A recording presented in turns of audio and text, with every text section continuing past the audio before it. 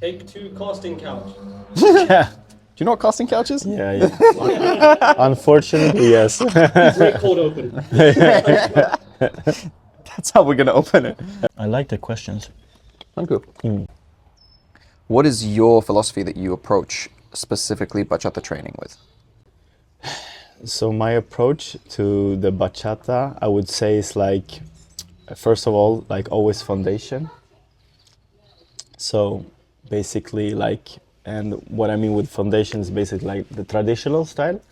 So always be grounded, always like be planted with the feet when you walk your basic.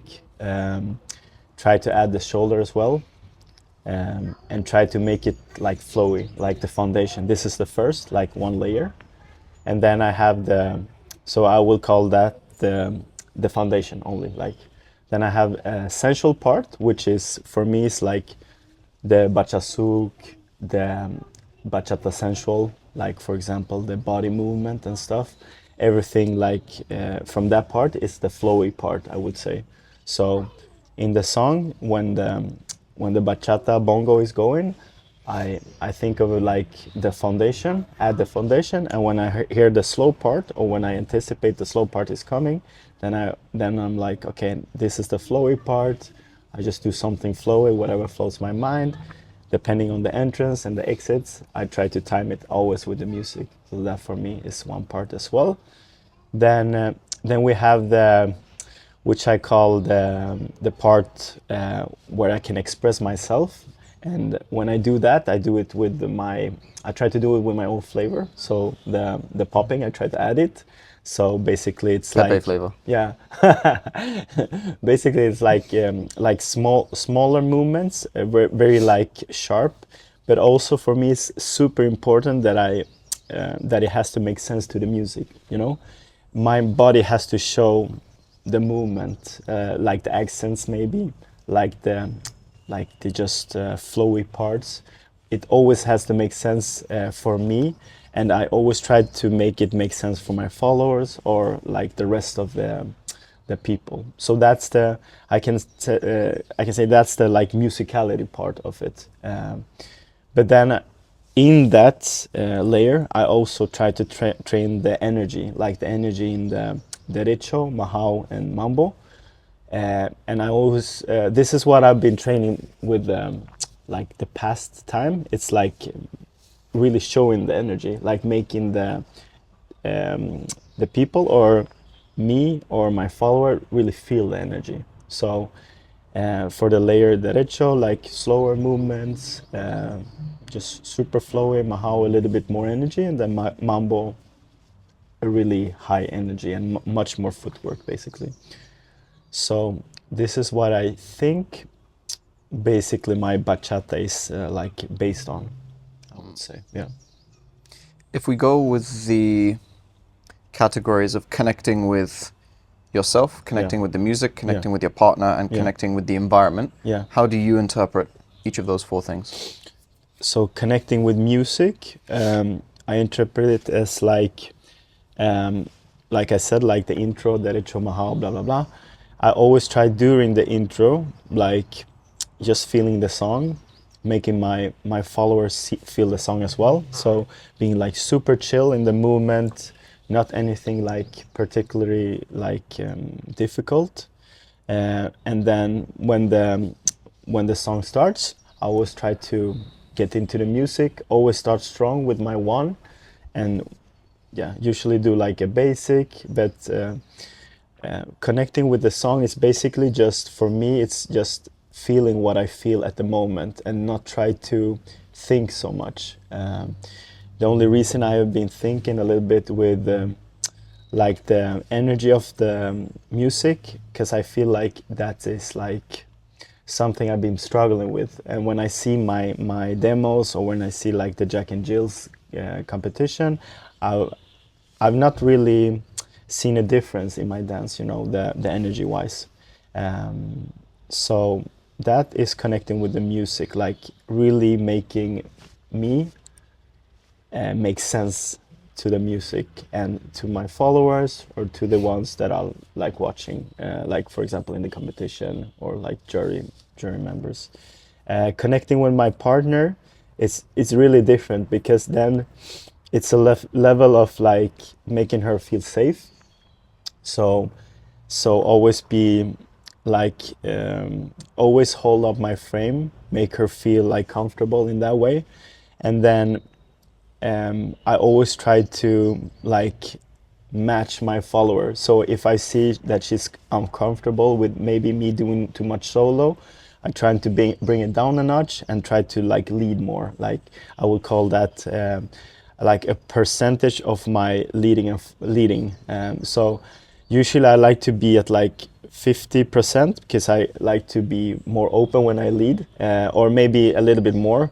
But I always try to give space to my follower. But if I feel that she's uncomfortable with that, I will like turn it up a notch and maybe go like 90% of leading. So for me, it's always like understanding what my partner wants, like seeing if she's uncomfortable. If she is, I adapt. So that is connecting with the partner for me. And what was the other ones? Connecting with the environment. Environment in a way that's like the people around me. Yeah, it could be the environment. It could be the people around you. It could be the specific floor you're on. It could be the context that you're doing it in. Whether it's a social competition, it could be everything that comes under that. Yeah. So socially, like for example, just a social environment, I always try to like adapt to my follower, of course, and always try to like check the ground. How is it? Is it slippery? Is it not? Okay. So I usually just start slow, and then I usually just adapt myself to the floor. Maybe don't have like, if I'm doing something, I'm not trying to maybe stick my whole soul into the floor. I try to like stick parts of it, maybe the toes, or be more like have my balance more of the heel or on the toe, so it's not sticking. So in the social environment, it's more like, okay, depending on the like competition, it's always like more energy and a little more show off, you know. I don't really used to like that term, but for me, I found a way to express myself even then, maybe do bigger movements in myself. So if I'm styling, I'm trying to put that extra energy in it, and then try to be maybe a little more like creative in a way to make my dance a little more interesting. And then when I dance socially, I would say I'm more connected to the partner in a way that I always try to make her like feel comfortable, because the level is, you know how it is. It's like it's a big variation. Like so for me, the environment of the social dance is like more down to earth, more slow movements, and maybe not so showy. And then the competition, there's a little bit more energy. I'll just put a little bit more energy into my movements. Always try to make my basic look clean. Always try to lead with my body. Like that is for the same, but maybe I put a little bit more effort when I lead with the body during the competition, just to make it look more aesthetically good. And that's what I think is good about competition, because then you really think of things like your posture, aesthetics, and stuff. And then what was it was the texture, socially, and there was something more you said about the environment. Crowds, people, the physical floor, the setting, competition or social. Yeah. I would say that is the most that I've been thinking of, like socially and the competition. Crowd-wise, I think the crowd, when they give me energy, for example, during the demos, I feel I can give more of myself. And then if the crowd maybe is dead during the demo, I think like, for me, maybe it doesn't give me like the woo excitement, you know? So I think I'm affected a little bit by the crowd, but I always, when someone's watching, I try to give the best of myself, because I want to think of myself maybe to like maybe inspire others, you know, maybe try to bring something new. So I think I haven't thought about that too much, but I think I push myself a little bit more during these competitions or demos just to like show a little bit of extra, you know. And that's sometimes when I do that, sometimes I improvise and it goes shit, but it's fine, you know. But it's that is like the main point of the environment. Yeah, that's something I was specifically thinking about because I was just re-going over your page on the way here to mentally prepare for this a bit. Yeah. And I think yesterday showing someone one of your demos. Yeah. And at one point they said, the crowd really cheering like that? Yeah, or is that just a sound effect they added? And I'm like, no. Yeah. And it's hard to say whether it's like different countries, different cities, different events will have different vibes from the crowds.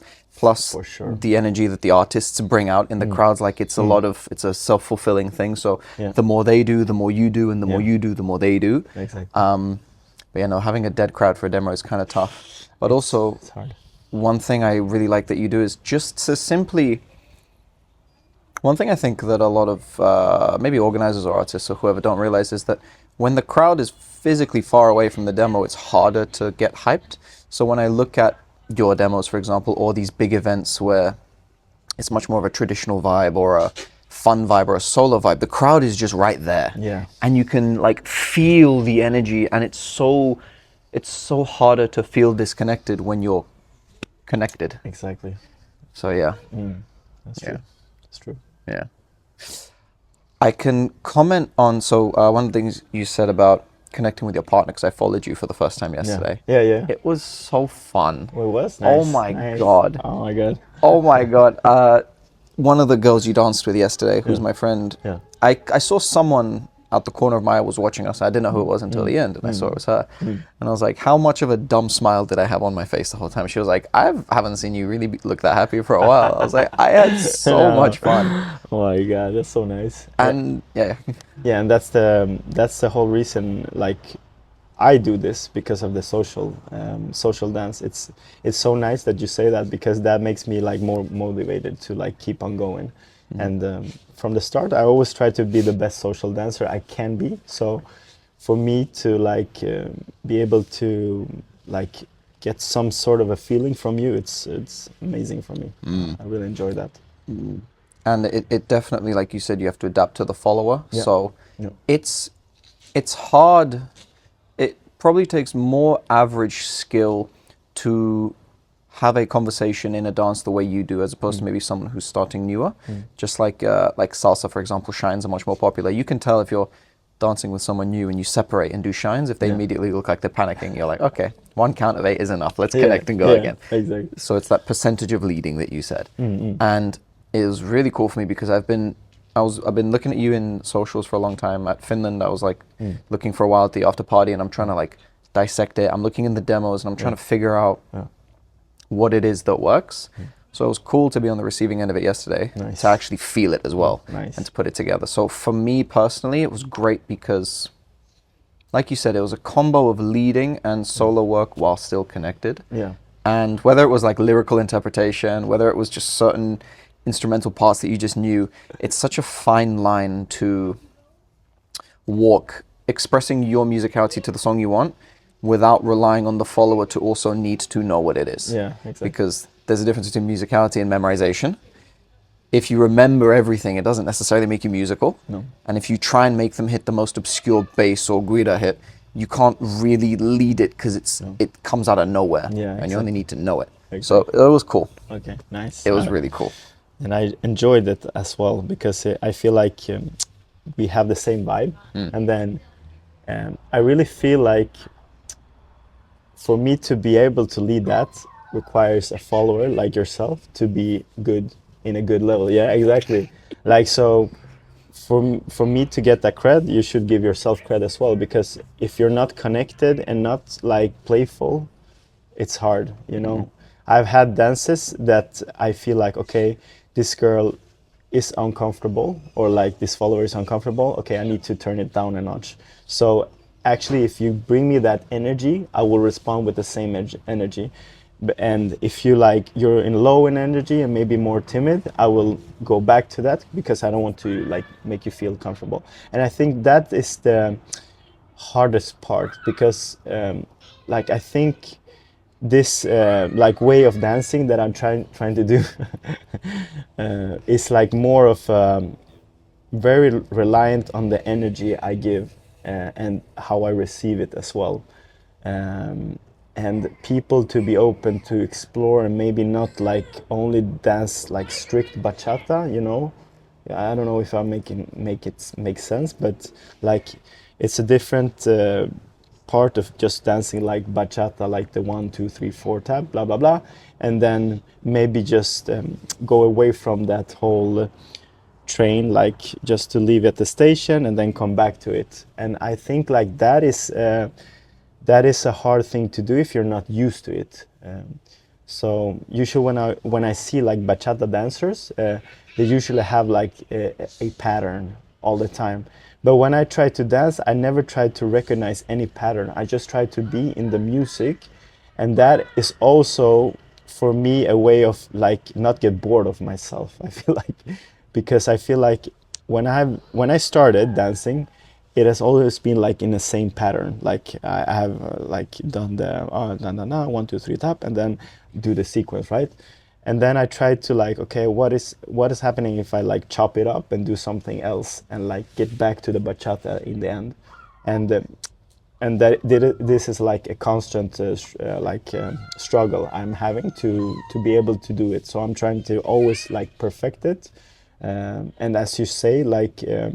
And as I said before, like if you don't give me that energy and isn't like open for that type of dance, it's hard, you know. Yeah. So give yourself credit. Oh.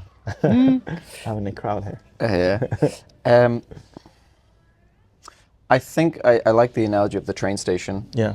And I think I see it very clearly in your demos, for example. Yeah. I can see where, okay, we're sticking within the counts. And then when you start dancing, the counts exist there to give you a structure to learn how to dance bachata. And then eventually people will get to a point where the counts act as a cage that keep you trapped instead. Exactly. So it's kind of like you need to learn the rules before you break them. Yeah, yeah. But it only works. The only people I've seen, I'm sure there are other people who do it, but the only people I've seen who do it really, really well, let alone do it at all, are you and Esme and Lisa and York. Wow. You know them? Yeah. No. They specifically, I did one of their classes in, I think, Sweden last year, and it was something they specifically said, essentially like, counts, blah, blah, blah, but kind of forget about it, as long as you know when to go back and not. Exactly. So it's cool to see in your demos with Esme, like, obviously it's a practiced thing, and it's a skill to develop, especially depending on who you're dancing with, but it's cool to see when you're both in sync of like, okay, now it's like solo, freestyle, whatever, mess around time, and then boom, okay, now we're back. Now we step again.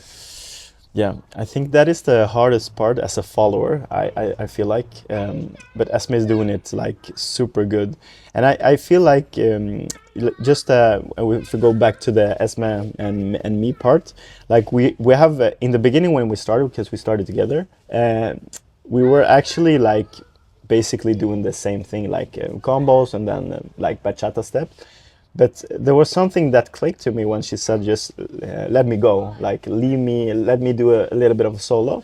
So I experimented with that, like, okay, I'm gonna let her go for a small part, maybe mambo parts. And then I started like doing it for the other parts as well in the music, because it's like smaller parts that have their own like space and time, I feel like. And then I just experimented with it like to...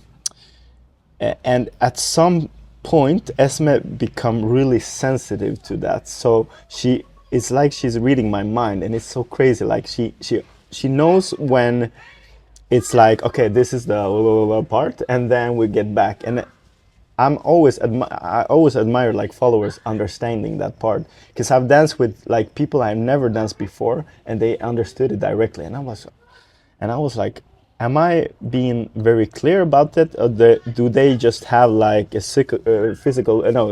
psychological power or something like that, you know?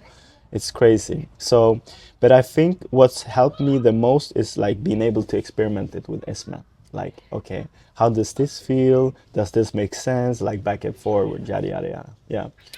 And this is exactly what we were talking about yesterday, where depending on, like, people want different things from dancing. You have 4 avenues. You have remain as a social dancer, go into teaching, go into competing, go into performing. You can do whatever combo of everything. I think everything should still maintain the social dancing, but that's irrelevant. Having a dance partner, like we were talking about, is basically a cheat code to allowing you to explore what you want to promote, what you find interesting, and to test yourself, but to also, especially with Instagram and social media, like it comes with a lot of downsides, and it's easy to shit on it sometimes, but one of the best things is that it's never been easier to get your message out there and your style, because if it wasn't for that, if it wasn't for having a dance partner or having the ability to put videos out there for everyone in the world to see, you'd have to only be able to do it at competitions where very certain things are rewarded. So it seems like you took a very, because you guys got together as a couple very, very early. Very early. Basically immediately. In the beginning, Can you give a little bit more of a timeline of how did it happen? So we actually started a class, like, so I went to the beginners 3 years ago in March, I think it was, 2023. And then I went to the beginners, and then Esme had been going to the last semester. So she was in the continuation class.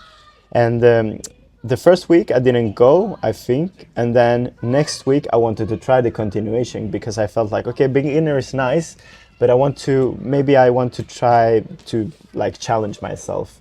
And then was where I met Esme, actually. So she came to me, like, from the circle, and I was like, oh, this girl seems interesting. Like, she came to you. Yeah, nice. She came to me because the follower has to rotate, you know. So she came to me, and then we danced, and there was some step. I think it was the hammer lock or something like that, and I struggled with it, you know. And she was like laughing a little bit. It was like a fun part. So, but after that, I was like super interested in her. So actually I stalked her. I looked where she lived, and she lived in the same direction as I did. And then, like, next class I was like, okay, where do you live? Do you want to walk? Like, and then we walked together.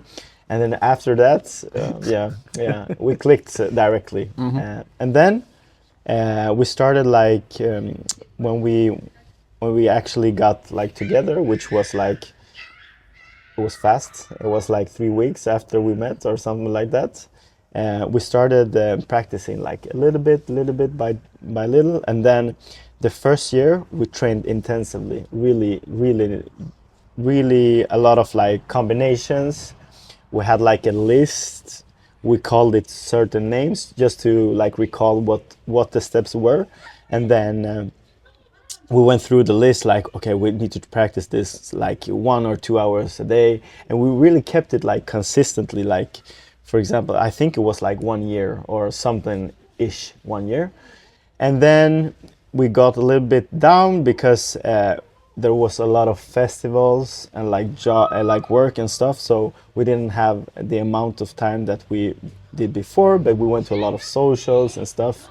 But then when we practice from this 1 year, from going to, like, bachata, we practiced to incorporate our own styles, and then we explored the open position and tried to, like, connect in a good way, and also, like, being able to express your own way of dancing. So that was the, like, I would say after the first year, we practiced that, like, connecting, reconnecting, and then we went to festivals. We got, like, a bunch of feedbacks from Jack and Jill's and stuff, and for me it went super well on the Jack and Jill. So in that it felt like some feedback of a confirmation for me that I'm doing something good, at least.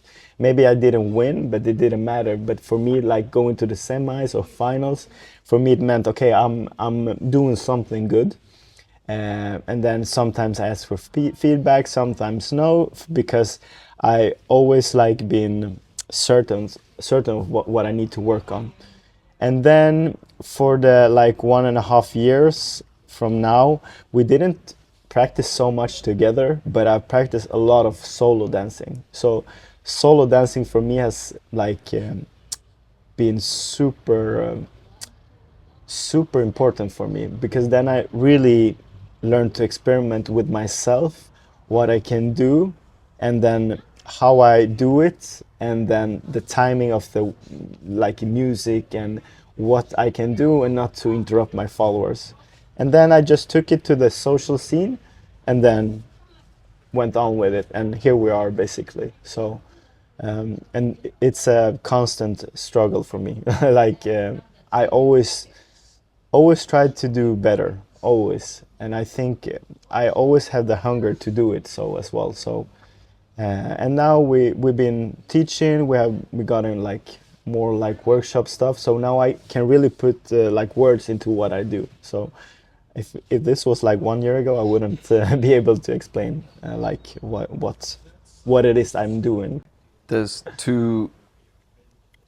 one point and one question. Yeah. One point that I forgot to say earlier, which was you were saying how when I was following you, there was like, I kind of understood what you were doing and I met you there. Yeah. I would have been, this is, bearing in mind, after spending a month or two specifically trying to figure out what you do and do it myself as a leader. Nice. So I'd be really curious to see how I would have followed you before I was familiar with your style. Yeah. Because I've got the benefit of literally looking at the source. Yeah, nice. And that would be interesting, and I guess we'll never know. No. But the second thing is that someone said this yesterday, and I can also agree with this when I dance with you. Your frame is very different as well. Like you have a frame, but it's very compact. Like it's not big necessarily, and I don't mean like big and small, but I mean like just compact. Yeah. How much of that is intentional?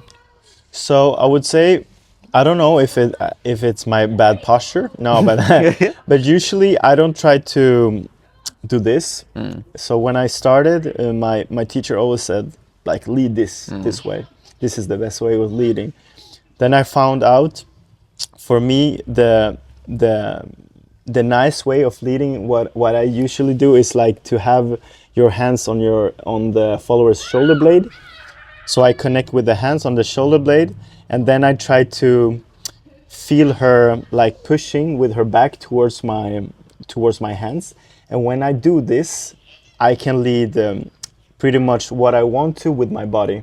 So that means I can go down a little bit. Then if I don't think I'm hunching, I hope not, but I try to be upright and just be connected this way. I can lead a lot of things. So this is the only place I feel like I'm needed to lead. But then I don't go down with my arms. I try to always connect with the followers, because if I have it like this, for me it's uncomfortable, and then I feel like for the follower, she always like does this, and it feels like uncomfortable in a way. But if she's connected with her elbows, I can be a slight down, a little more chill. And I think this has to do as well with what I've been doing with Esme. So I try to like find the position, like for us to be in a comfortable situation, like comfortable like posture between us two, but also be clear in my leading. So this has been like a thing we have been talking about, like with Esme. So it's intentional for me not to be like super upright, but a little bit more down and a little bit more compact. I guess that's the word you meant. Yeah. Compact is the best way, and by no means is it a bad posture at all. No. It's not like you're like I'm trying to go based off what I felt and what I see from like a biomechanic point of view, and just like picture your skeleton. It's not like you're here. No. Thank God, no. It's not like your shoulders are rounded forwards, but it's a little bit. It's none of this. No. It's very like. It's like you're almost. A little bit like tensing my shoulder blade. So I'm tensing a little bit, but I have it like down, because I feel like in this position it's like super uncomfortable for me.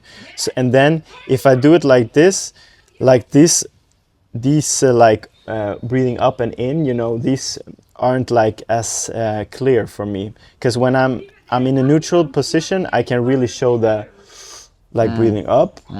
And show my intent a little bit more, you know. Whereas if you're already up, it's hard to then go up again. Then I'm like, Yeah. So I feel like, and I think it's like as well, I always try to like have a position that I won't get tired in. So this for me is super tiresome after a while, and I won't be able to dance like this like for a long time. And when I get tired, I get unfocused and uncreative, and then like my whole dance is like shit, you know.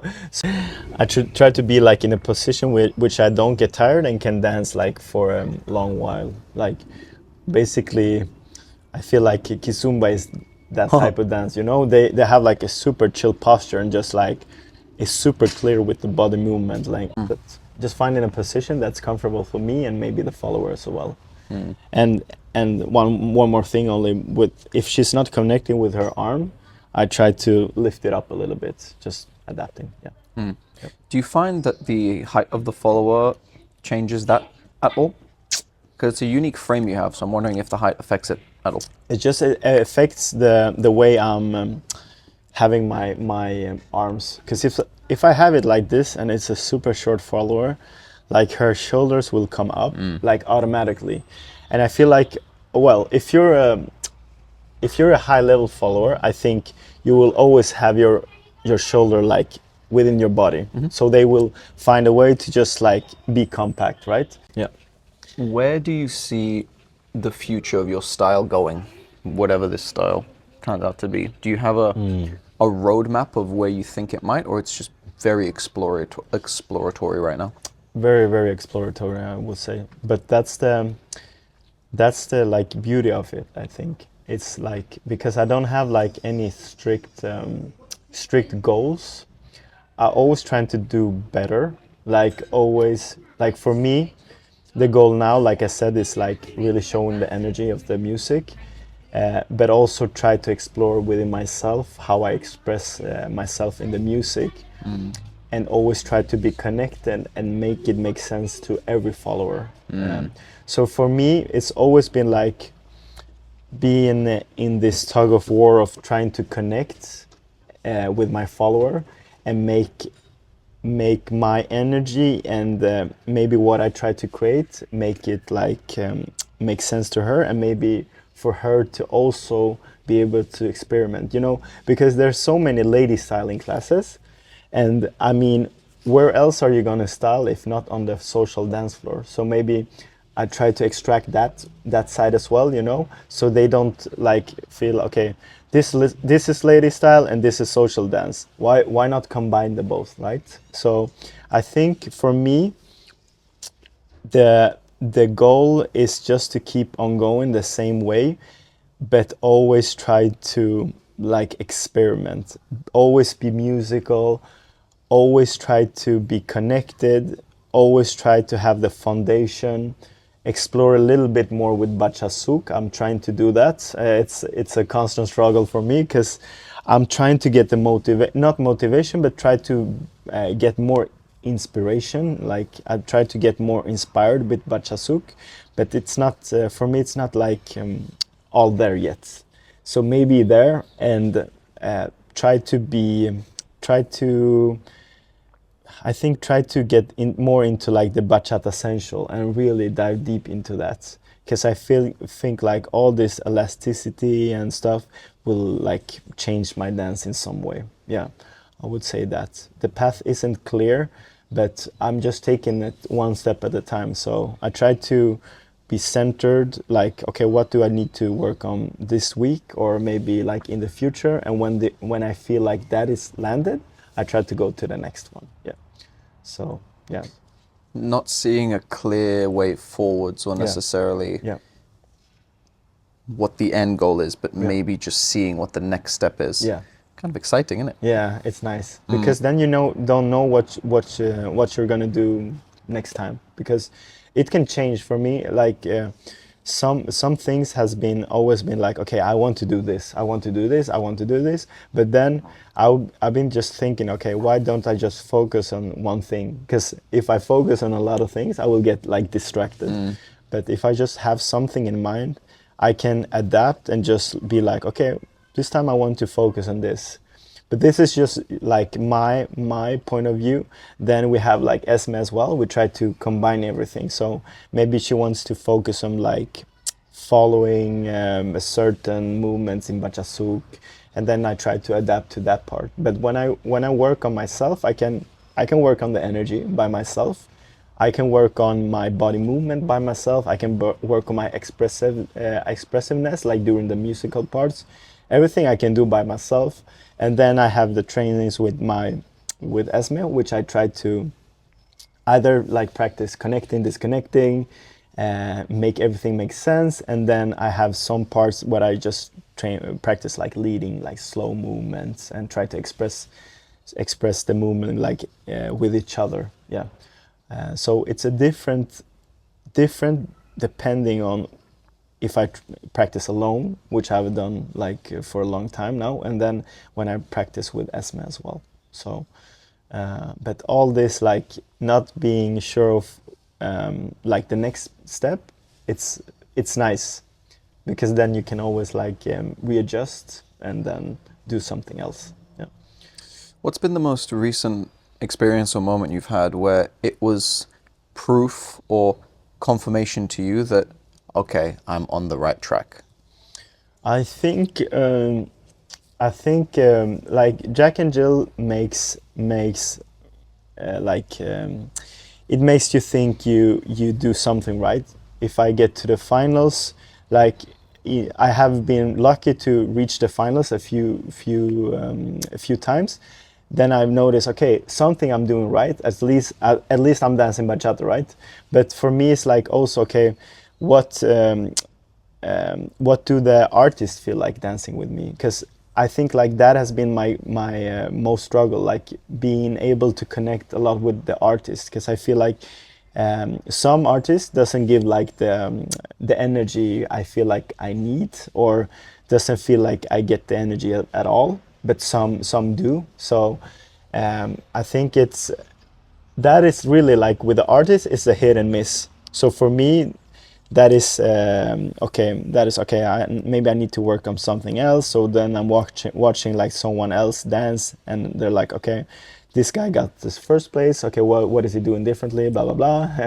But then I also feel like during the finals when I dance with the followers, like the finalists, then I feel like it's connected in another way because they're more social dancers, like they dance socially all the time. So that for me is kind of a confirmation that I'm doing the right step. But in general, the best like feedback for me is like dancing with other followers, because when I get feedback, like you said, that it's fun, that you feel like it's very expressive, you feel like you have a lot of space. That is the whole goal for me, like being able to create something together instead of just having this like 1%, 100% leading and following. And for me, the goal has never been to win competitions.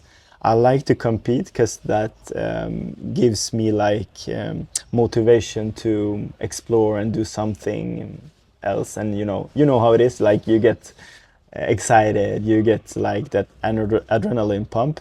But for me, the real clear win that I've been doing something right is like being able to share something special and to hear or to see that people want to dance with me. That's the best thing for me.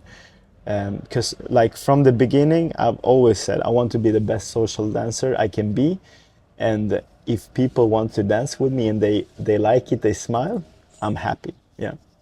Well, your experiences these past couple nights are definitely showing you that you're doing something well. Bro, the London scene has been really nice to me. It's crazy. Like I have gotten so much like people just come to me and want to dance, and for me it's the best feeling. Like it's so nice. And then I heard like people saying, you should dance with him, and then I'm like, oh shit. And that feels so like it feels so weird to say that, because it started with just a dance, like some passion, and then just like a feeling of just like to share something with someone with the music. And it's so weird that you feel like almost like you feel like a main attraction sometimes, and it's just such a weird feeling, you know. It's so weird because I come to like the London scene. I know you, I know like a few people, but I don't know the rest of the people.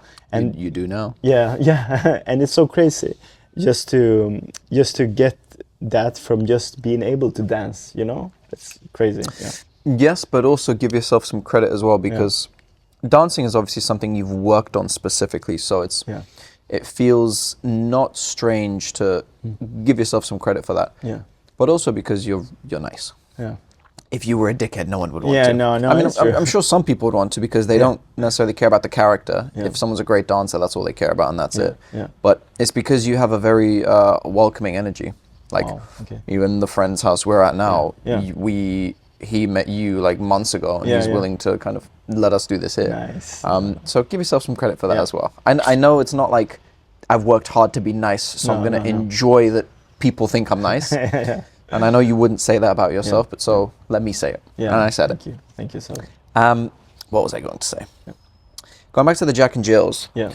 How do you walk the line between, this is a new style you're developing, and this is uncharted territory. I don't know if you've met anyone who's doing something similar or not.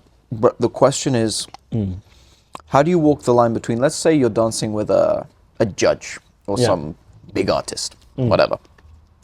Where do you draw the line between, okay, this is something I'm kind of failing in not translating to them, or they just don't get it, or they're not trying to get it? Because it's hard to have that confidence when you're the only one who sees the vision. Yeah. So I would say the same thing goes for everyone that I've danced with. Like socially, I dance with beginners, intermediate, and I would say it's the same thing with judges. I take every dance like it's a new dance. And what I mean by that is like most of the artists I've noticed want big and fancy moves. They want a lot of choreography, like I call it choreography, but like how do you say it? Like bachata steps, like bachasuk, for example. They want everything to be like a lot the same, you know. And I feel like if I express this to another beginner, we'll say, they won't maybe understand my style.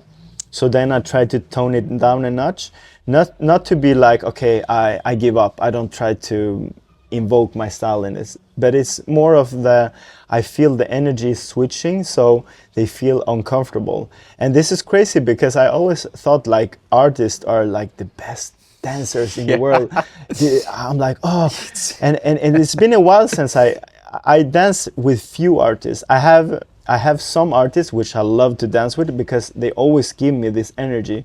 I won't name any names because, I can name names, but like my favorite dancers, artists later maybe, but I based everything on energy. So when I started like the competition and I was gonna dance with the artist, I was thought like, hey, I can do everything I want. Like this is, we can explore this together. But artists also get like intimidated with that, like being able to have this freedom and maybe express themselves. I feel like few artists are able to do so. I was in an event, I will do a shout out to it, but like in Lithuania, the social dance event there, I did the Jack and Jill there. Every judge there was crazy good. Like, and not like, I'm not saying the level is like the best. For me is the best because if you give your energy, it's the best. But they gave me so much energy, and I feel like for me, that was like heaven for me. So just being able to like try to explore, even though you're not uncertain of the style, gives everything. Yeah. So I would say that like I try to take every dance as like a new dance, and then I see it from like, okay, how do they like adapt to maybe a little bit of what I'm doing? If they don't, I would basically say, okay, this is a beginner for that, okay, I try to lead more, just to not make the dance awkward. I'm not like resigning my way of like leading. I will still like show my musical expression like more controlled and more closed. And if they're more used to that, I can be myself. I can be myself freely. And I felt that in a few competition, I felt like that like the whole time. And it's sad that it's just like a few. Because most of the finals, when I dance with artists, I felt like, okay, shit, I can't be myself here, and that's a little bit sad. But yeah, it is what it is. Yeah. So yeah. If I think for all dancers, Yeah. when we started, Yeah. we would think of.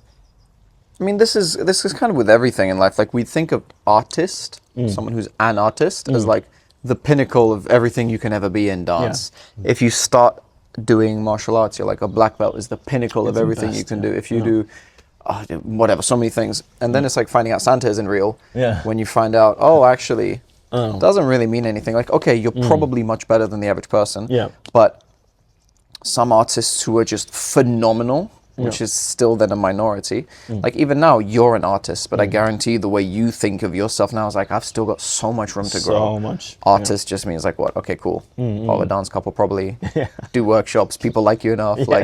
It's cool. Yeah. But it's like, this is where the real challenge begins. This is where it's like the big fish in a small pond is now in a big pond. Yeah. Yeah. And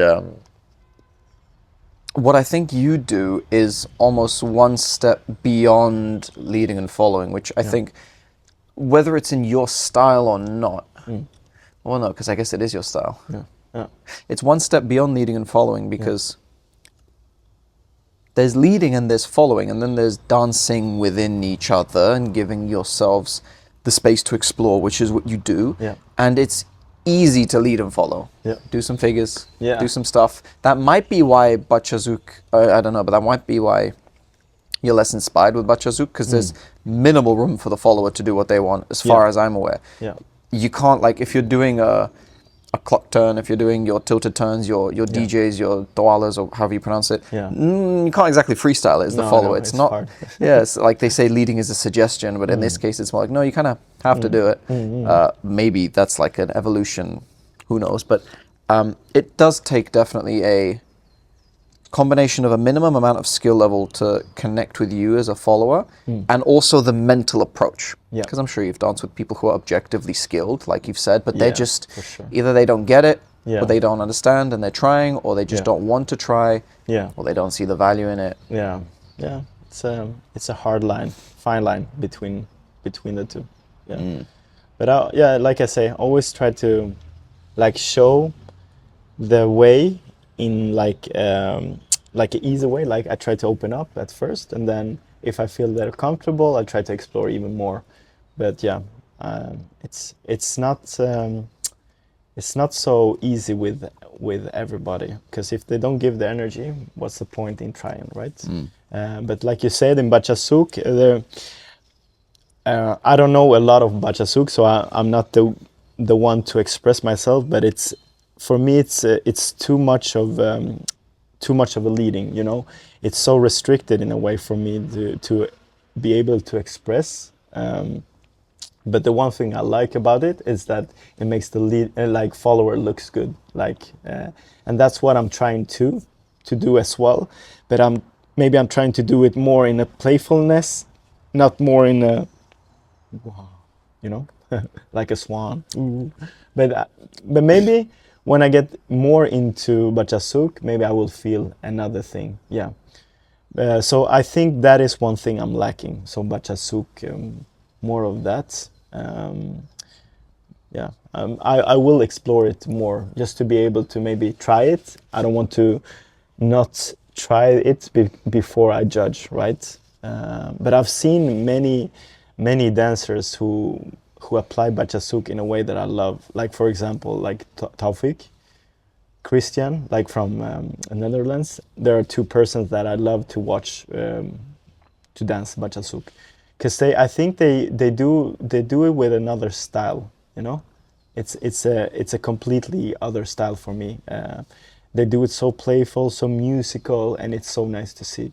So actually, those two I get inspired by, for sure.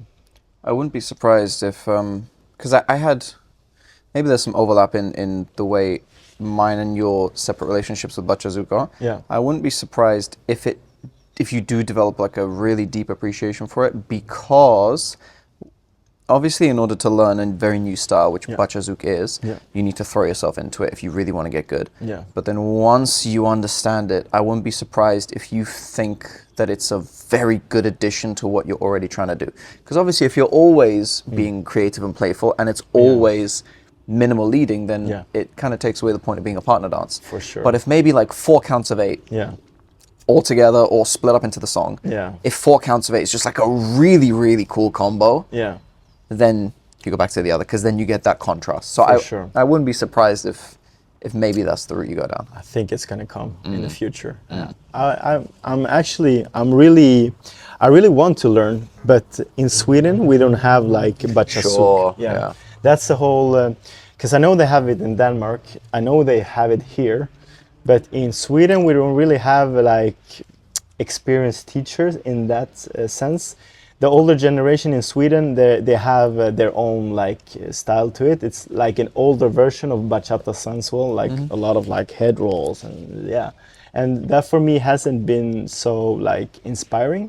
But the newer generation, which are coming up, like they have a little bit more like Bachata-ish style, but it's not the main point like in Sweden. Sweden, I don't know what we're known for, like more essentia or something like that. Yeah, I don't know. It's so mixed, the styles we have in Sweden. So maybe I just haven't been able to be like inspired. But like for example, Iman, he's inspiring.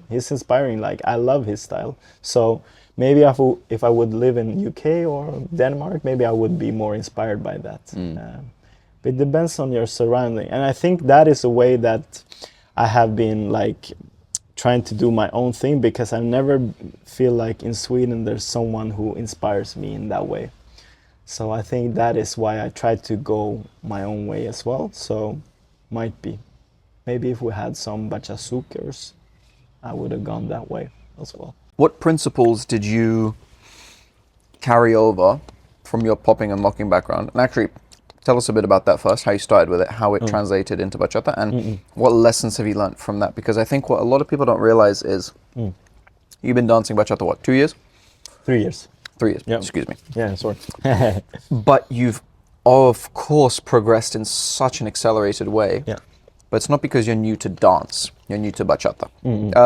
Probably new to partner dancing.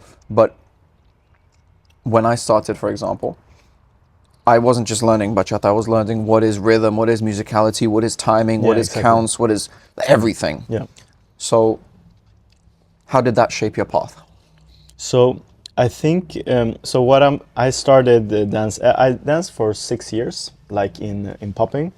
And what I did most, I just went down to the technique in popping. So being able to understand the foundation.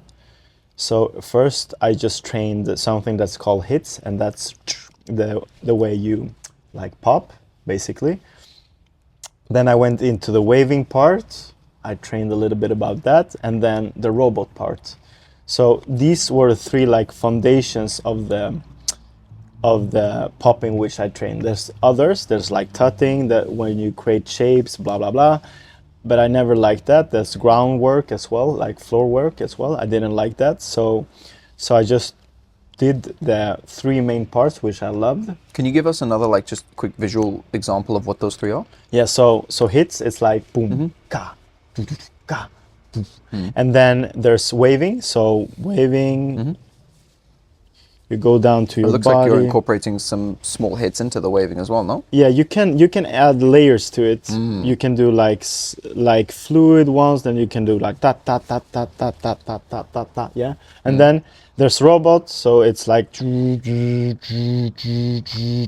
It looks like subtle hits underlie all of that. Yeah, there's actually, if you dive into the popping, it's like you can add that to your robots. So robot can be just. Robot is like moving a part of the body sequence wise and never stopping. Basically, you can stop, but like the robot is like, and then you can add. So basically, what I did was like worked on these three parts and really dive into it, because there's bachata and there's bachata, right? So it's the same with popping. So popping is so deep. You can go so deep into it, and when you have that technique, it's like, okay, what can I do now? Okay, it's a musical part. Okay, what can I do with that? And for me, it's been the same, like what I did to like bachata. For the first year, I was super technical. I was trying to be like so technical as I could be. And then when I went away a little bit from that, I tried to work on the musical part and just understanding the structure of the song, because like music has its own counts, it has its own like intervals of the song. So if you know, like for example, like that, you know, like bachata, the first eights will like pave the way for the rest of the song, and it's the same thing about every music, like every song. So every accent you hear, everything usually comes back. Some songs don't do that, but and then I dove down a lot of the structure of the song, listening to a lot of music, and then try to add it to my dancing. And with that comes as well like being able to interpret the music I want to, and be able to show the music in a way that's understandable. So if you read something, it's like, my name is Jesper, and not try to be like my age, yeah, right? It makes sense. So I always been working on that, like make it make sense.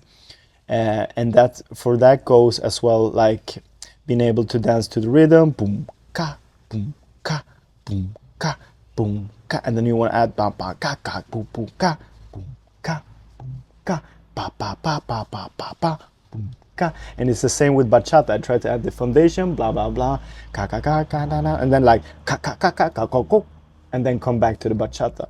So that's one thing I relate to the bachata.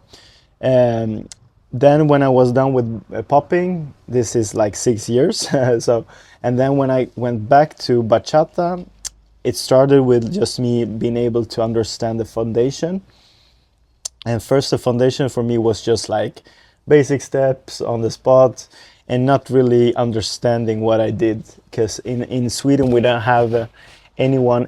Oh, sorry, we don't have anyone explaining to us the technique. So they always go through the choreography of the part. So that for me was okay. It was fun. I got to learn that, but in the end, I feel like what I really learned was from the festivals. And that was when I really understood. Okay, there's a deeper layer to this. So then I started to try to understand like the basic of the foundation of popping, and trying to understand that, okay, bachata is deeper than this. Okay, so what is foundation? Okay, foundation for me, okay, there's either sensual like basics, there's either traditional basic. I went to the more traditional part. So I tried to understand that. And what helped me the most is like Esme, you know her, she's amazing. She really helped me understand how I shift my weight, how I make it look like bachata and smoothness. Then I try to add the shoulders to make it more dynamic. And when I was like done there, I'm never done. I always try to explore, right? And always try to move. Then I try to go to the whole sensual part, and that for me is like related to the waving. Like waving in popping is like, you do that when the music and the beat stops, right? So I try to be smooth. I try to just make it look like waves or like butter, like you're doing something, right? It's like a smooth feeling. And I would say I try to relate that to the sensual part, like sensual part of the bachata. So I try to do big, not big movement, but try to do it like fluidly, right? So that for me is related to the waves in popping.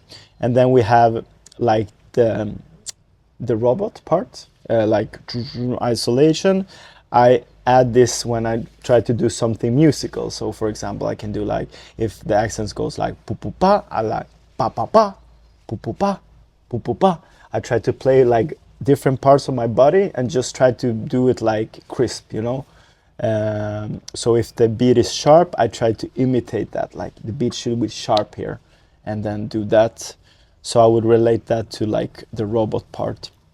And for the music in general, the energy of the song, like Derecho Mahao and Mambo, I didn't like care for that too much until recently, because I know how the music is, but sometimes for me I don't feel the energy change so much from the Derecho to Mahao for me to be like, okay, this is a clear like energy change. But now I try to at least show a little bit more energy. But the energy for me is like super subtle in the music. So, but I think what has helped me the most in bachata was me listening to a lot of like music, like popping music. So understanding the structure. Did you say popping music or popular music? Popping music. Popping, yeah. Helping you understand bachata. Listening to popping music helped you understand bachata more? More of like listen to the popping music or like music to pop to, like has helped me to understand the music, but also have a little bit of like an intuition of what's about to come. So I've never like been able to count good. I've never been like super focused in counting.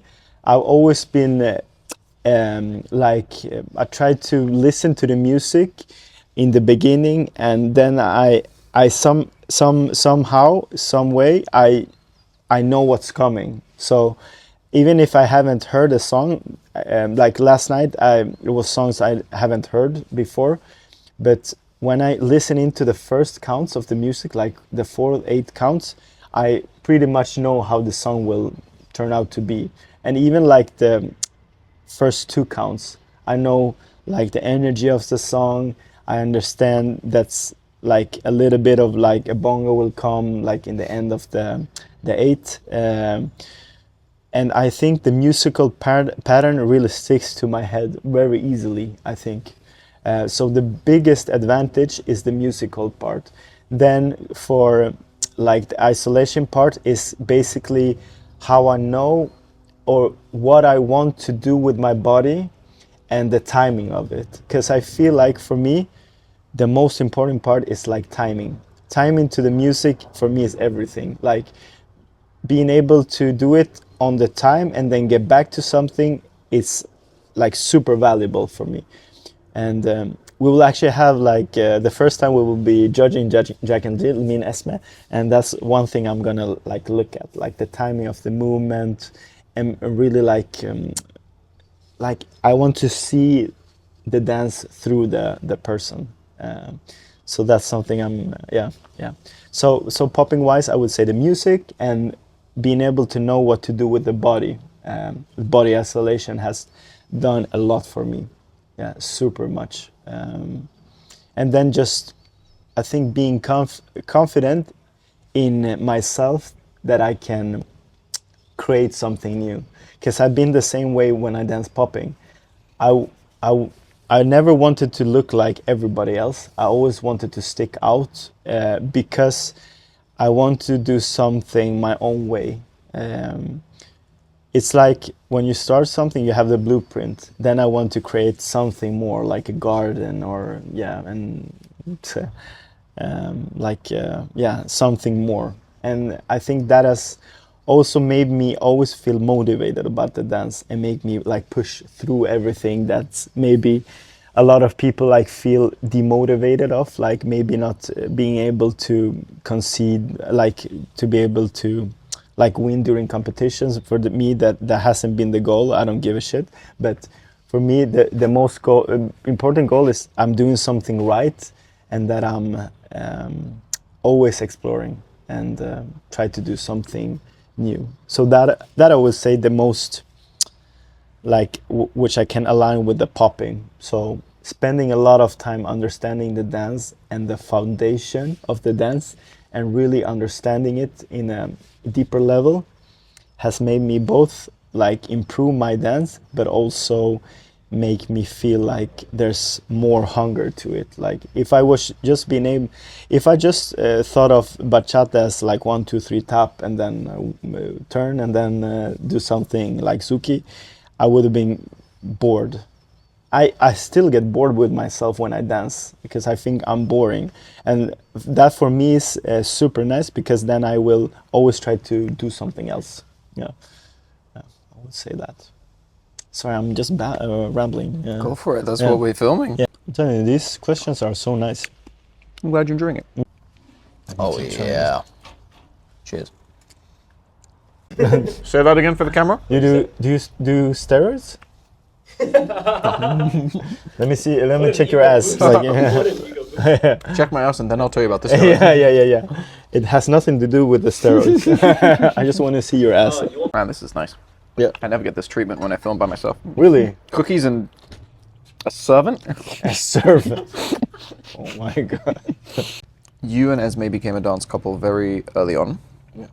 What is it that you guys have developed or figure out to keep wanting to stay a dance couple and not get sick of each other? And also, what is it you're doing that works that you think would help maybe a new couple who are trying something? So the sticking part has been the hardest part, I would say. We have we're a couple as well, so we live together, and then the hardest part had been like the fighting when we dance like together. Like small things will set off and we will like argue and then stop dancing basically. So it has been super hard in that case, but something that's been working is like feedback to each other. So always try to give feedback like since the start.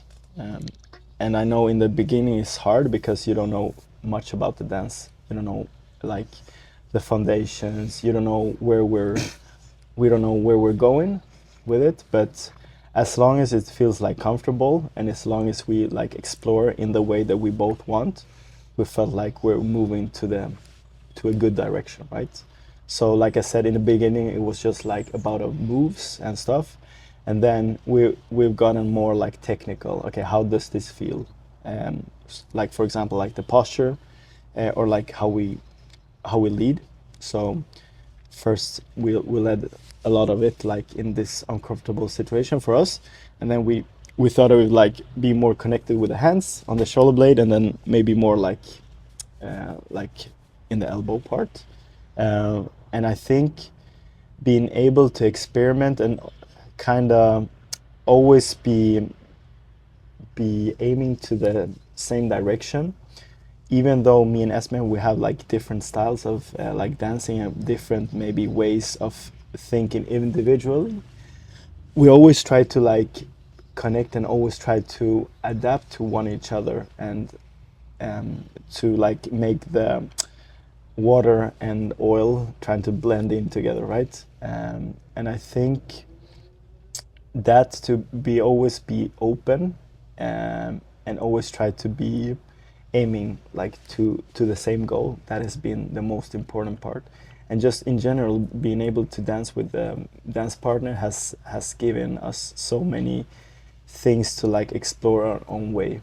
Because I'd imagine if you don't have the dance partner, it's hard to do something that isn't maybe just like the usual bachata, right? Because if you like explore things in the social and it goes awkwardly wrong, maybe you will like stop doing that, right? So just that in general, to be aiming towards the same goal and try not to fight. Or if you do, to make up really quick. Make up, or like I take some time apart and maybe not dance that day, because it has been a lot of days that we both are tired, but we want to like, for example, make classes to our like to the schools where we're actually teaching, and then those days has been like frustrating. But when both are super tired, we've been to like a festival and we teach on like Wednesdays, so we have like Monday to rest, and then Tuesday we have rest as we have to do the classes, and we still haven't like recovered from that. So both are tired, maybe hungry, and like a little bit pissed off at each other. So yeah, that helps, like taking a little bit time off and like be open to each other and like say, okay, maybe this time is not so good at like practicing, for example, right now. That I would say. What's been some of the most important aspects of your dance evolution or journey that specifically Esme has helped you understand or learn? Yeah, I would say the feedback part. Because like, for example, sometimes she has said like, okay, you need to be more clear and more firm in your leading. And as well, like the part where I said that, okay, you need to let me go. So I've experimented with that, but also her being able to like adapt in a way that, okay, maybe we don't understand each other right now, but if I keep on doing this, will you understand? And if not, we move to the next part, basically. I think that... what was the question again? What did you get from her? What has she taught you or shown you? Yeah. So the feedback part, I would say, is the most important part. Yeah, feedback, and then be able to just sync in a way. Like she's always been in sync with the way how we dance. Like we said, like connecting, disconnected, and then those parts has been like pinnacle in a way. So feedback is the main one, and she's really strict, and she gives super good like constructive criticism, which I enjoy, and it has helped me like a lot. I've been a little bit worse in that part, and she always complains, but I try to do it like in terms of giving her feedback. Yeah, giving her feedback, because I'm like, you're good, you don't need anything. But nowadays I actually know a little bit more about the dance, I think, and I think that is why I feel like I'm more, not entitled, but more like I know a little bit more maybe what she can do to improve. Before I didn't know, so that I would say. When you guys started your page, it was just as like a little dance diary. Yeah. At what point did you both realize that, this partnership, this page, whatever it is, this could lead to something bigger than maybe we imagined, or even like, teaching internationally? Yeah, I don't know exactly which part, but sometime like along the way, maybe after our Thailand trip, which was like 2 years ago, we started noticing like people wanting to follow us, and maybe we got like good feedback from it. And we were like, okay, hey, maybe this is just not, because in the beginning we were thinking of just having it to like store our memory, like because we had a lot of like clips which we had for training, for example, and our cell phones started to fill up. So actually in the beginning we were just like thinking of storing the videos in that account. So we called it like, we were gonna call it like Esme at first, but then we were like, Esme y Pepe is good, because I get called Pepe from my friends, and then Esme is from her. But in the end, and not like in the middle or like in the beginning, we started to notice like, okay, maybe we can like just try to inspire people. So then we posted of us dancing with others and with ourselves, and then we started to get like more followers. We don't have a lot, so I'm not saying we have like 1 million, we have like 1,000, I think. But then when we started teaching and maybe started to understand, okay, maybe this is maybe more than just like a storage. We started to do it more of like a page for us to when we dance together. So we started to get our dances with others in our private accounts, and then just have dance by ourselves. So like demos, social dances during festivals, just to have this like contrast. Like, okay, this is our page, and like if people want to follow us, they go to that. And if I just meet like a follower or something like that, I can just add her on my private dance account, because now it's a dance account. Before it wasn't.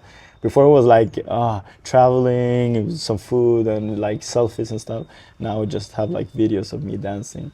It's sad, but maybe it's my reality as well. In like for now, it's a phase, I think. But yeah, so I would say like during like in the middle of like our start of the Instagram, we started to notice, okay, maybe we have become like better and better very fast, because that was usually the response we got when we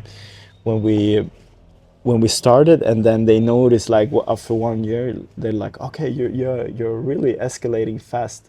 And then next year they told us even more. So some time there we thought of like, okay, maybe this is like more or bigger than we thought. Compartmentalising, I think that's a better choice since you've been together for so long. Dance, how does that work with you in particular? That's a great question. I'll ask that.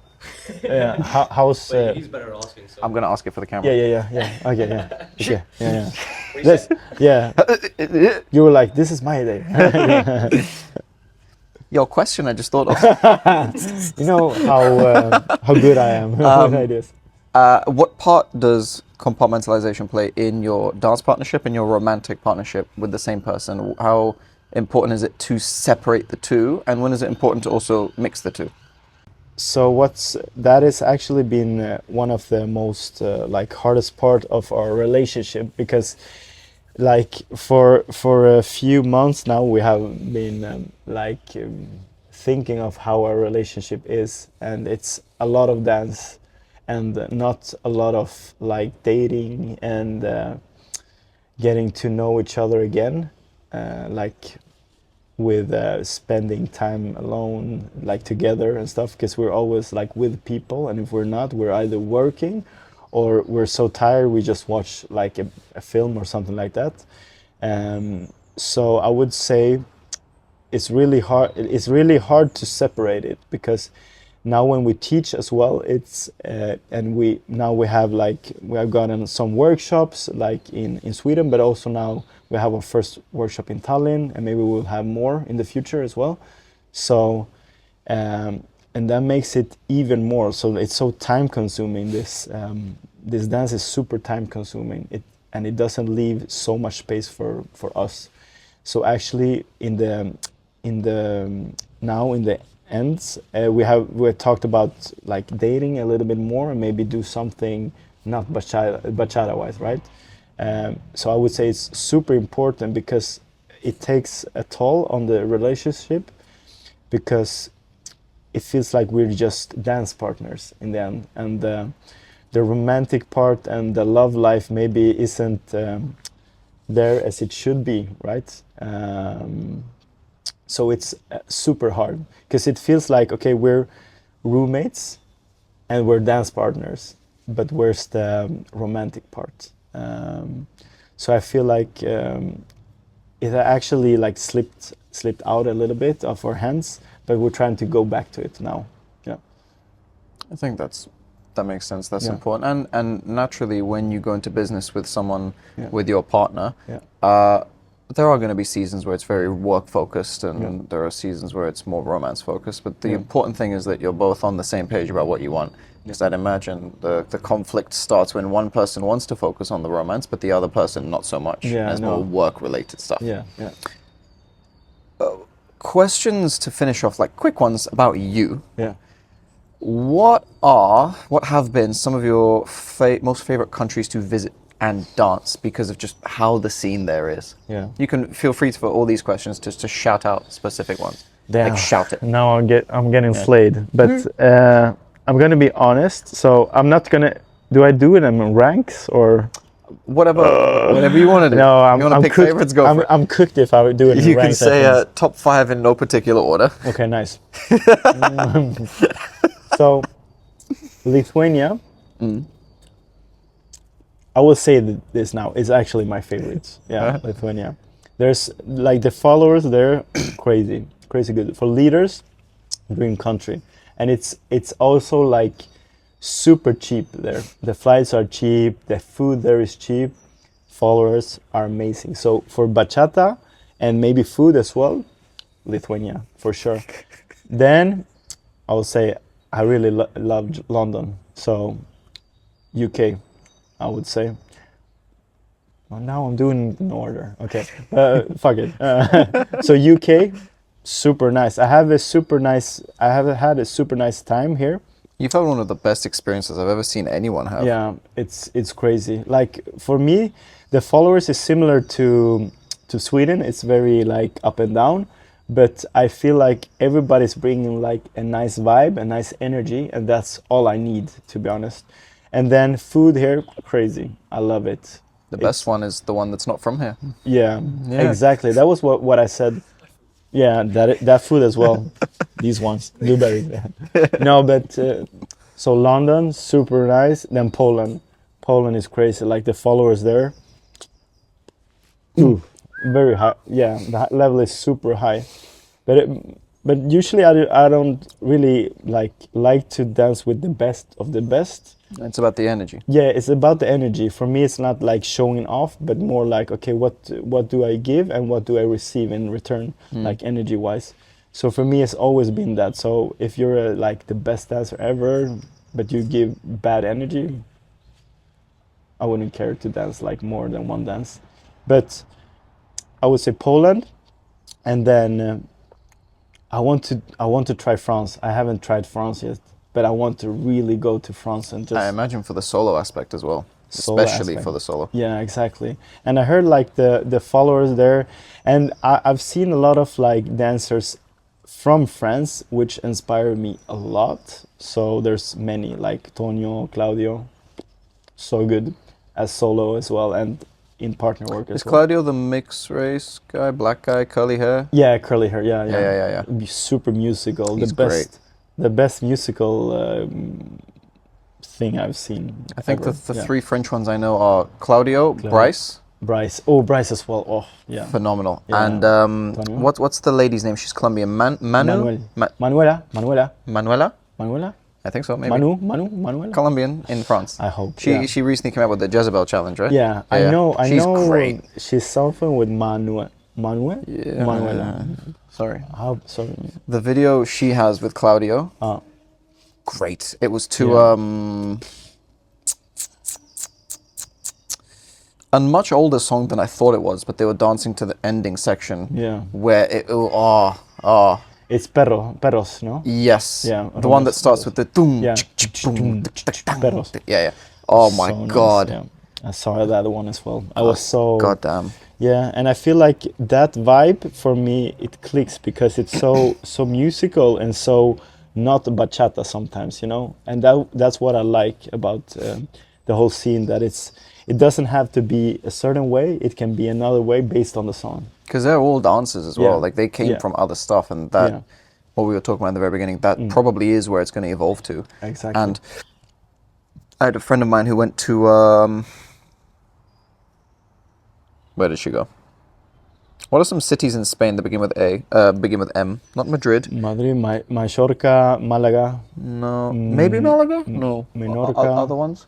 Menorca, Malaga. What's a big city in Europe? Madrid? No. What's a big city out just in Europe in general? I think beginning with M that recently had a really big festival. In Europe?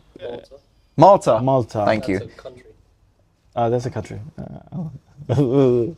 Cut that. So there was a big thing in Malta, which is a country, not a city. Yeah. Fuck. How like city? Shit.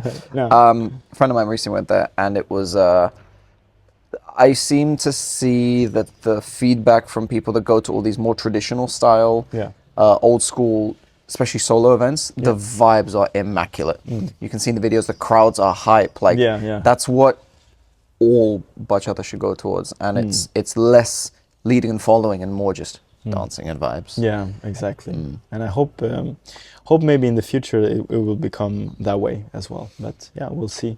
The bachata, I think, like it's moving all the time. It was like, and it's still like mostly bachasuk, but I will say like it has been a little more like musical in the last like, year or two. Yeah, something like that. I feel like the competition super. Everybody's trying to be super musical, but also keep the bachasuk in it. So we'll see what the next step is as well. It's gonna be cool to see. Yeah, for sure. What have been some of your specific favorite dance events? So not just the countries, but the actual festivals. Now I'm gonna get killed for. I can say like festivals. You said, yeah. So not in a particular order, right? So just completely random. Yeah. So Tallinn, Crazy Lion, crazy. I love it. Bachaturo. The in Poland. Yes. Okay. Love it. And one thing that I love, I don't know if it's the weather or the location, like Bacha Kings, the Kos one. Incredible. I love it. Yeah. Maybe because it's more of a semester, like a vacations. Yeah, something like that. But these, and then RV Experience in Madrid.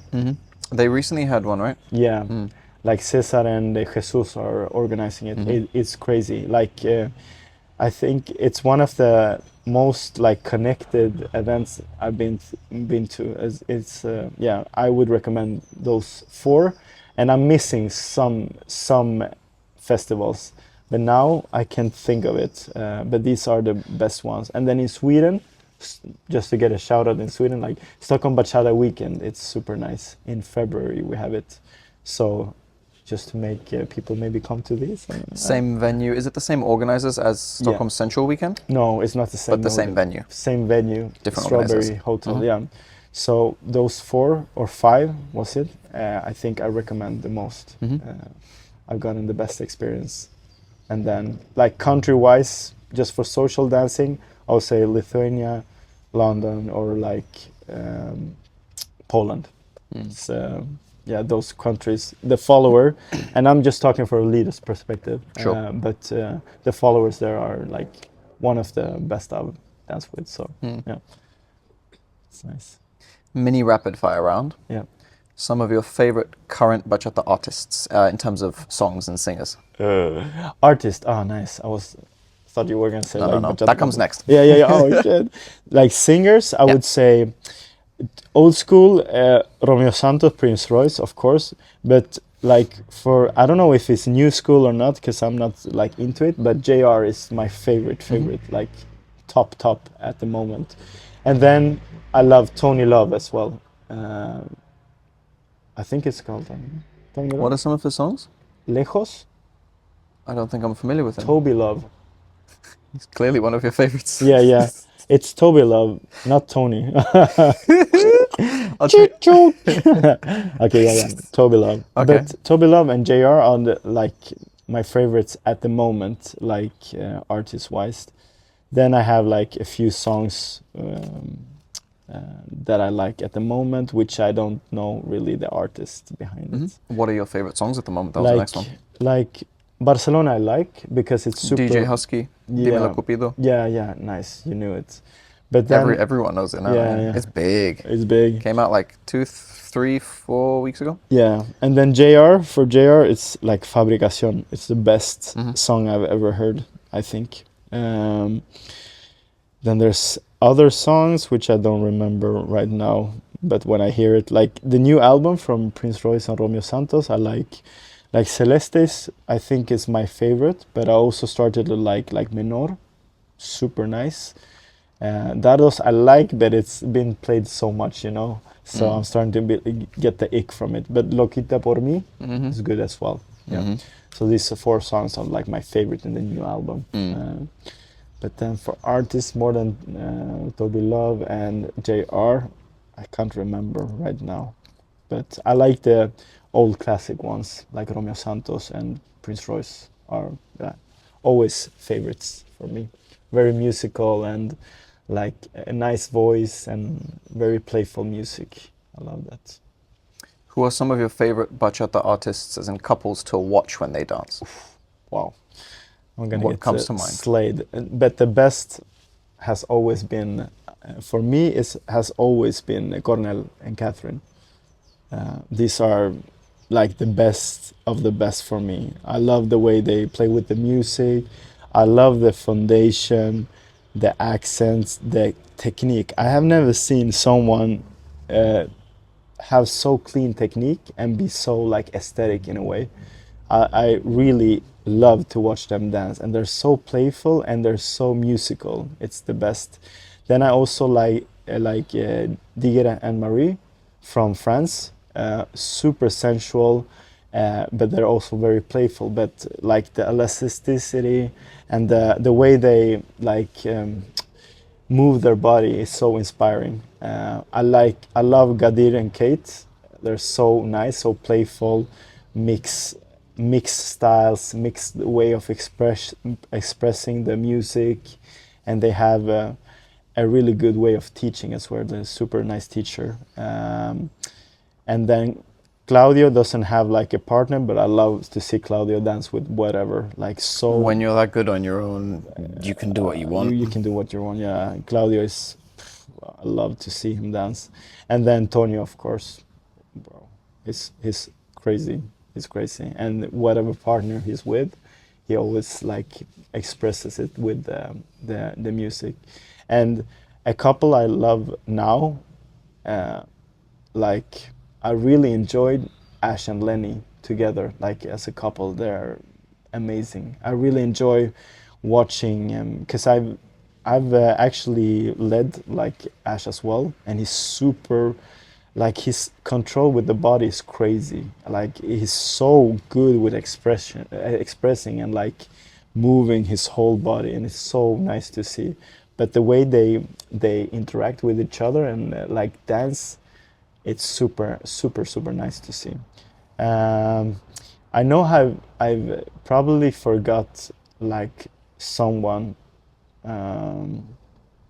because I never like think of these. These are like people just pop up. And this is on the spot now. Yeah, on the spot now. Yeah, but there's some I have forgotten, but I remember the like maybe the most important at the moment. But yeah, these are the favorite ones for me. Final two questions to finish off with. In one sentence, could be a statement or a question. Yeah. What would you say to the older version of you who just started to learn bachata? What one sentence would you tell them? Wow, it's super nice. It will be better. It will be more interesting, maybe. Yeah. Because in the end, I didn't think it was gonna be interesting. Like I thought it was gonna be plain like, and then it was more interesting at the end. So, like, be patient, and yeah, it will be better, basically. What's one thing, question or sentence you want to ask or say to yourself 3 years into the future? 3 years into the future. I just hope I keep on dancing. So keep on dancing, keep on enjoying what you do, and if not, quit, basically. No, but yeah, stay motivated and maybe keep on bringing like good energy, because that's like that's what I intended to do it at the start of my dance, and I want to always be able to do that. So keep on like spreading good energy to the dance floor, basically. Are there any questions or anything to do with your dancing that you think about now that you would want to ask yourself 3 years down the line? Wow. You caught me off guard with that one. Is there any question?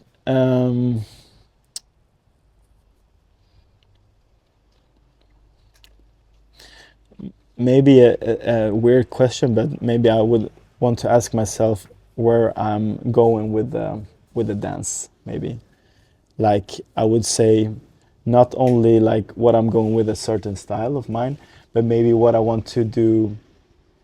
What do I want to do like in the future, dancing wise?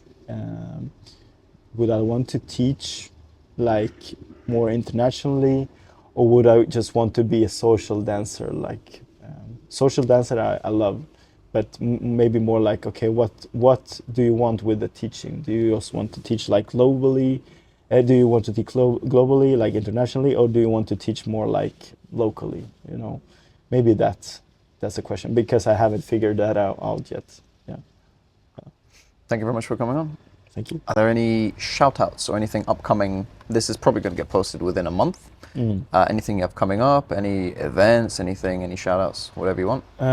So I have an event like this week in which I will be. It's not going to be up by then. No. But tell us anyway. But it's okay. So I will be teaching in Tallinn, and then I will be judging as well, like my first judging in Jack and Jill.